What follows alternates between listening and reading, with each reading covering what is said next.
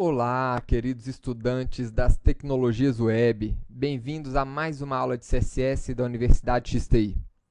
Nesta aula, nós vamos aprender como construir menus drop-down utilizando os conhecimentos que vocês já acumularam do curso de XHTML, de como construir listas. E agora, nós já vimos também como estilizar essas listas com as aulas que vocês já tiveram até agora no curso de CSS. Para começar essa aula, nós vamos aqui criar um novo arquivo HTML, renomeando aqui para menu.html, e vamos editar este arquivo, renomeando para menu e removendo aqui essa folha de estilo e essa div. Nós já sabemos que construir menus web standard se faz com as listas, em geral, com a tag UL. São raros os casos de utilização das outras tags, por exemplo, a OL, que são as listas ordenadas. Mas uma coisa que, em geral, algumas pessoas utilizam, que não é uma boa prática, é englobar aqui o nosso menu com uma div ou com outro elemento em bloco. Isso não é necessário, pessoal. Vamos manter sempre o nosso código mais limpo possível. E saibam que a UL ela já é um container apropriado para estar recebendo aqui a nossa lista, ou o nosso menu. Então, a própria UL vai ser o nosso container do menu.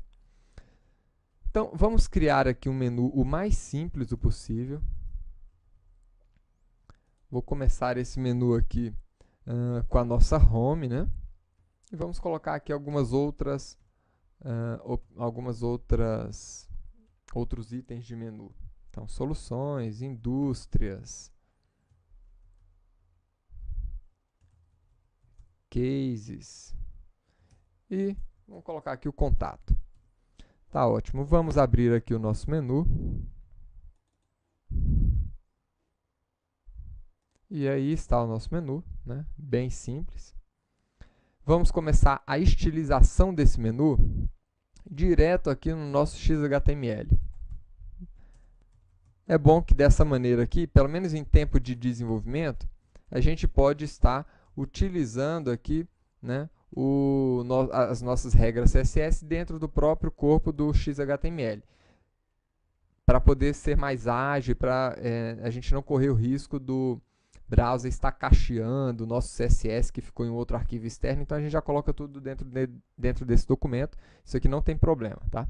Depois, no final, a gente remove o CSS daqui e coloca isso em um outro arquivo. Então vamos lá, vamos colocar o atributo type, test/css, e vamos começar aqui, pessoal, estilizando a nossa UL, que é o nosso container do nosso menu, né? O que eu quero fazer aqui? Inicialmente, eu quero remover a marcação natural dessa lista. A gente faz isso, nós já vimos, com o list style. Vou colocar aqui nenhuma marcação. Tá aí. E nós também podemos remover tanto a margem como o padding, que já vem naturalmente com o browser. Todo browser naturalmente coloca aqui um pouco de margem e padding dentro dos elementos em bloco, né? Para que a gente possa ter um controle total aqui do nosso menu, eu costumo remover aqui, ou zerar, né, pelo menos o padding e a margem. Uma coisa importante, algumas pessoas colocam 0 pixels, 0 EM. Você, quando está colocando 0, né, de valor para um determinado atributo aqui, vocês não precisam colocar qual é a medida, né? Porque se é 0, é 0, seja em pixel, seja em centímetro, milímetro, seja em qualquer coisa. Então, a nossa propriedade que estiver recebendo o valor 0 não precisa colocar a medida. Vamos sempre lembrar disso, né? Manter o nosso código simples, enxuto. Então, vamos ver aqui o resultado. Então, ele trouxe aqui o nosso menu para o canto esquerdo. E agora eu quero para cada uma desses itens do meu menu, eu quero colocar uma borda, né? E definir um tamanho para o menu, enfim, colocar alguns atributos aqui para o nosso menu ficar um pouquinho mais bonito. Então, vamos criar aqui o nosso seletor LI e vamos começar usando aqui a propriedade border, que a gente já aprendeu e já está dominando bem. Vamos colocar uma bordinha aqui de 1 pixel, sólida e preta. Vamos ver o resultado. Tá aí. Né? Nós podemos, inclusive, diminuir um pouquinho aqui o tamanho desse menu, né? Com a propriedade widget. Vou colocar aqui uns 120 pixels, eu acho que é suficiente. Ótimo. E para ele ficar ainda um pouquinho mais agradável, parecendo um pouquinho mais com o menu, a gente pode colocar um espaçamento aqui, um padding, tanto à esquerda, como abaixo, como acima. Né? Vamos colocar um padding aqui de uns 3 pixels, que eu acho que vai dar uma outra cara para o nosso menu. Então tá aí. Já ficou muito mais agradável de se ver esse menu. Tá? E como é que nós conseguimos um efeito rollover no menu? Isso aqui vocês já aprenderam também. Né? A gente consegue esse efeito aqui com as pseudoclasses. Então, vamos aqui utilizar o LI over, ou seja, quando eu passar o mouse sobre esse LI, eu quero alterar os atributos desse LI. Quero alterar para quê? Né? Vamos colocar uma cor de fundo diferente. Né? Eu quero colocar uma cor de fundo preta, em vez de utilizar o branco, quero dar um destaque bem forte aqui. Então, vamos colocar uma cor de fundo preta aqui. Né? Quando a gente está usando o nome, a gente não precisa do cerquilha, vamos lá. Então, tá aí. Passa o mouse por cima, né? A LI fica negra. E agora, para a gente poder ver o que está escrito, é bom colocar uma cor de texto branca, né? Então, vamos colocar aqui um color white. Então, tá aí. Perfeito. Conseguimos o efeito rollover aqui do nosso menu.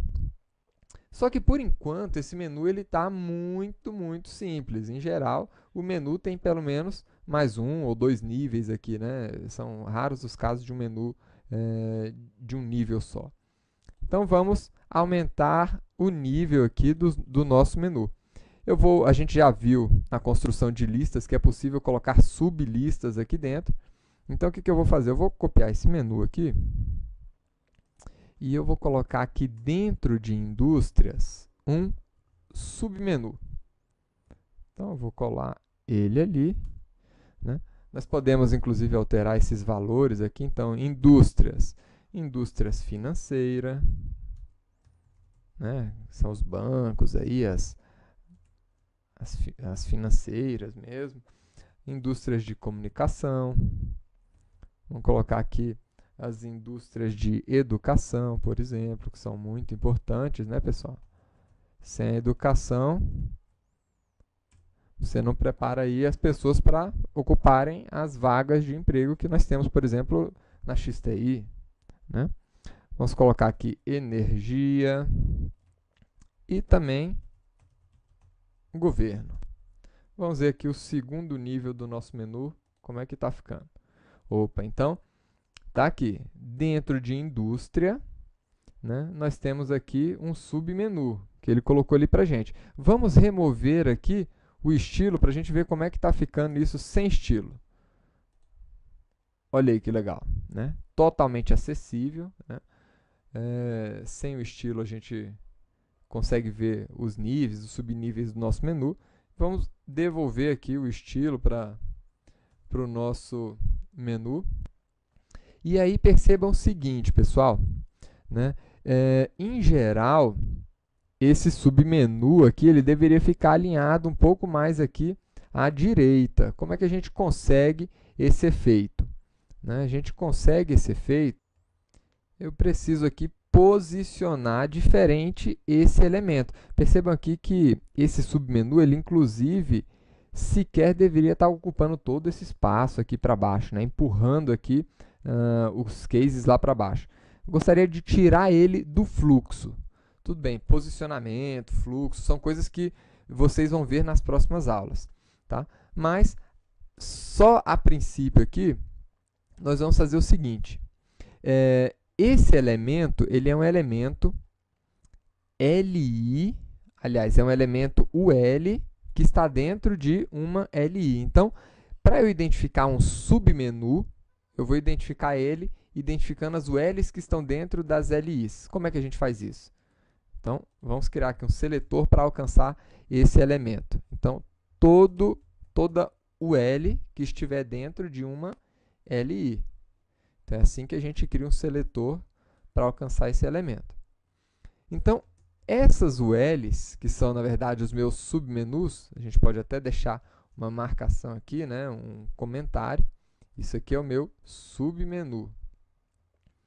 Então, esses elementos, eu quero um posicionamento diferente. O que eu quero? Eu quero retirar esse elemento, né, esse submenu, do fluxo normal aqui do documento, que é empurrar esses elementos para baixo. Quero tirar ele daí e fazer com que ele ocupe uma outra posição. Como é que a gente vai fazer isso aqui? Nós vamos ter uma aula só sobre isso. Então, eu vou colocar aqui um position absolute, que é exatamente o tipo de posicionamento que faz isso para a gente. Olha aí.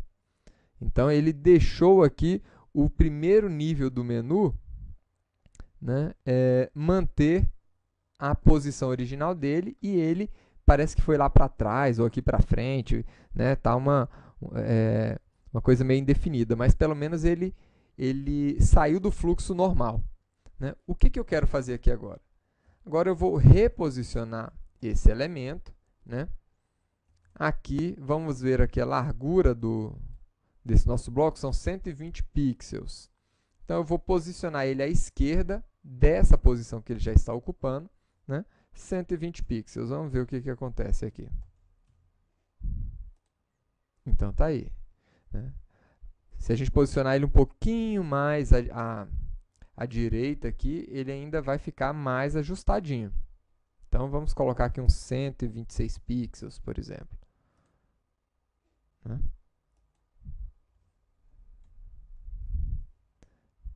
130, talvez.